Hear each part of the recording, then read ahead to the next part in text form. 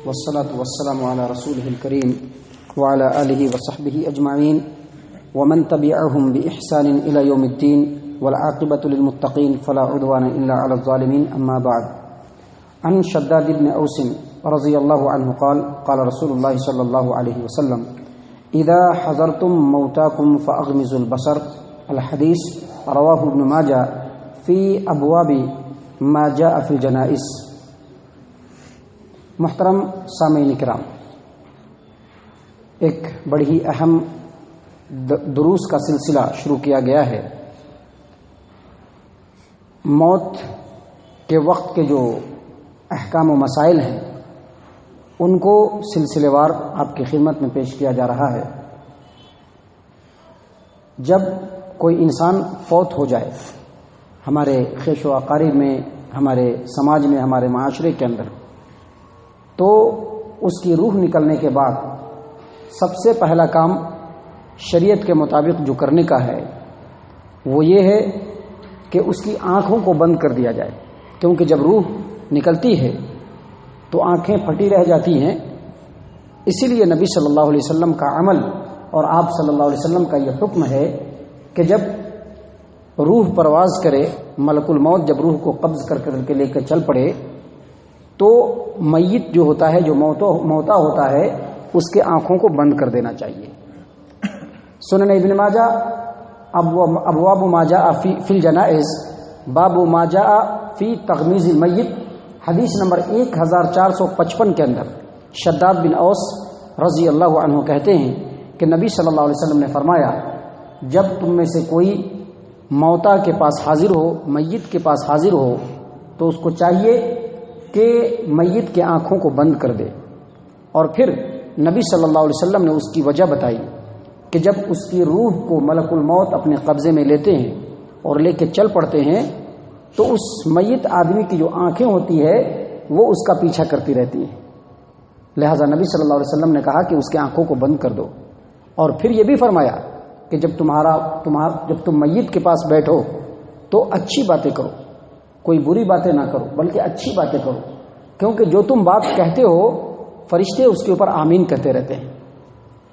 اسی طرح سے صحیح مسلم کتاب الجنائز باب فی اغماز المیت والدعاء له اذا حضر کے اندر ام سلمہ ام المومنین رضی اللہ عنہا بیان کرتی ہیں کہ جب ابو سلمہ کی وفات ہوئی تو نبی اکرم صلی اللہ علیہ وسلم ان کو دیکھنے کے لیے آئے. ان کی وفات کے وقت فاغمزہ، ان کی آنکھوں کو بند کیا اور فرمایا کہ میت جو ہوتا ہے اس کی آنکھیں روح کا پیچھا کرتی رہتی ہیں. ان دونوں روایتوں سے پتہ چلا کہ جب روح پرواز ہو اور میت کے پاس جو لوگ موجود ہوں ان کے لیے سب سے پہلا فرض یہ ہے کہ میت کے آنکھوں کو بند کر دے، اور اس کے بعد میت کے لیے دعائے مغفرت کرنا یہ ضروری ہے. جو میت ہو اس کے لیے دعائے مغفرت کرے، اس کے لیے اللہ تبارک و تعالیٰ سے دعا کرے، اس کے درجات کے بلندی کی دعا کرے، قبر میں اللہ تبارک و تعالیٰ اس کے لیے آسانیاں فراہم کرے، اس کی دعا کرے. کیونکہ صحیح مسلم کتاب الجنائز کی جو روایت ام سلمہ رضی اللہ عنہا کی ابھی آپ کے سامنے بیان کی گئی، وہ فرماتی ہیں کہ جب ابو سلمہ کی وفات ہوئی نبی صلی اللہ علیہ وسلم آئے، ان کے آنکھوں کو بند کیا اور کہا: اللہم اغفر لأبی سلمہ وارفع درجتہ فی المہدیین. اے اللہ، ابو سلمہ کی مغفرت فرما، اور جو لوگ ہدایت یافتہ ہیں ان ہدایت والوں میں ابو سلمہ کے درجے کو بلند فرما. وخلفہ فی عقبہ فی الغابرین، اور اے اللہ ابو سلمہ کے جو لوگ جو ان کے اہل و عیال ہیں، اے اللہ ان کی تو نگرانی فرما. واغفر لنا ولہ یا رب العالمین، اور اے تمام جہانوں کے پروردگار میری اور ابو سلمہ کی مغفرت فرما. اور اس کے بعد کہا: وافسح لہ فی قبرہ، اے اللہ اس کے قبر کو کشادہ کر دے. ونور لہ فیہ، اور اے اللہ اس کے قبر کو نور سے بھر دے. اللہ کے رسول صلی اللہ علیہ وسلم کے اس عمل سے واضح ہو گیا کہ مومنین جو میت ہوں ان کے لیے مغفرت کی دعا کرنی چاہیے، مومنین کے لیے. کیونکہ مومنین کے علاوہ، مسلمان کے علاوہ دوسروں کے لیے مغفرت کی دعا کرنا یہ شریعت سے ثابت نہیں ہے. جیسا کہ آپ نے بہت بار سن رکھا ہے،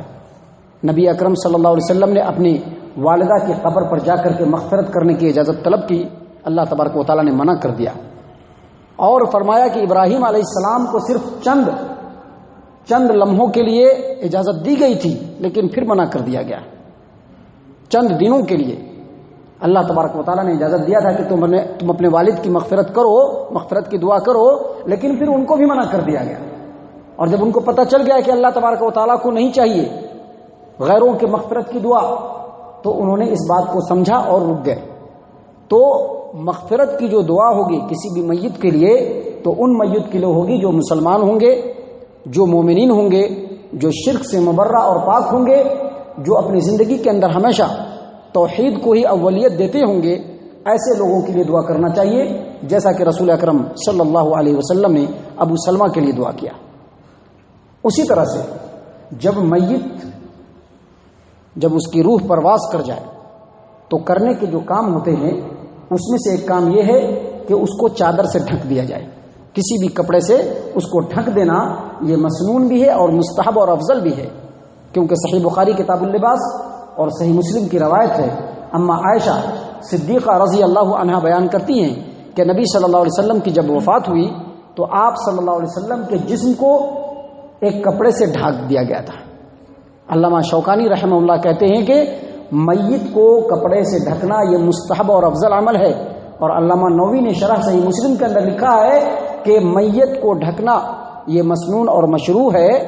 اور اس کے اوپر مسلمانوں کا اجماع ہے۔ لیکن یہاں پر یاد رہنا چاہیے، ایک آدمی جو حالت احرام میں وفات پا جائے، حج کرنے گیا ہے یا عمرہ کرنے گیا ہے، اور ایسی صورت میں اگر اس کی وفات ہو جائے تو اس کے جسم کو اور اس کے چہرے کو ڈھکنے کی ضرورت نہیں ہے۔ کیونکہ صحیح بخاری کتاب الجنائز اور صحیح مسلم کے اندر اللہ کے رسول صحیح بخاری کتاب الجنائز اور سنن ابی داؤد کے اندر عبداللہ ابن عباس رضی اللہ عنہما کی روایت ہے کہ ایک آدمی جو نبی صلی اللہ علیہ وسلم کے ساتھ میدان عرفات میں وقوف کیا تھا،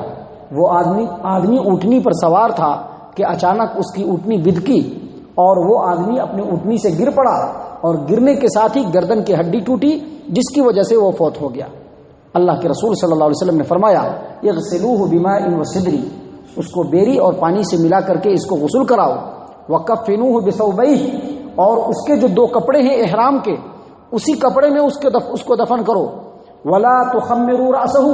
اور اس کے منہ کو اور اس کے سر کو مت ڈھکو، ولا تحنطوہ، اور اس کو خوشبو بھی نہ لگاؤ۔ کیوں؟ فإنہ یبعث یوم القیامۃ ملبیا، کیونکہ جو مرا ہے یہاں سے لے کر کے قیامت تک وہ حالت احرام میں ہی رہے گا، اور قیامت کے دن جب اٹھے گا تو کہے گا لبیک اللہم لبیک لا شریک لک لبیک ان الحمد والملک لک لا شریک لک لبیک۔ تو اس سے پتہ چلا کہ اگر حالت احرام میں کوئی آدمی وفات پاتا ہے، اس کے چہرے کو اور اس کے سر کو ڈھکنا یہ بالکل اللہ کے رسول صلی اللہ علیہ وسلم نے منع کیا ہے۔ عام انسانوں کی جب موت ہو تو اس کے چہرے کو ڈھک دیا جائے۔ محترم سامعین کرام، یہ مختصر سی بات ہے، جستا آپ کے سامنے پیش کی جائیں گی، کیونکہ اللہ کے رسول صلی اللہ علیہ وسلم کا فرمان ہے انما العلم بالتعلم، اور یہ جو درس ہے یہ دراصل تعلیم و تربیت کے لیے ہی ہے۔ تو انما العلم بالتعلم کا مطلب یہ ہے کہ علم کو بتدریج تھوڑا تھوڑا کر کے سیکھا جائے۔ تو یہ علم ہے، اس لیے تھوڑا تھوڑا بیان کیا جا رہا ہے، اس کو سنا جائے، اس پر غور و فکر کیا جائے، اس کو ذہن نشین کیا جائے، اپنی زندگی کے اندر عملی طور پر اس کو لاگو بھی کیا جائے، بس اسی لیے اس بات کو بیان کیا جا رہا ہے۔ اللہ تبارک و تعالی ہم تمام کو نیک توفیق عنایت فرمائے، نبی اکرم صلی اللہ علیہ وسلم کی سنتوں کے اوپر چلنے والا بنائے، آمین یا رب العالمین۔ وما علینا الا البلاغ المبین۔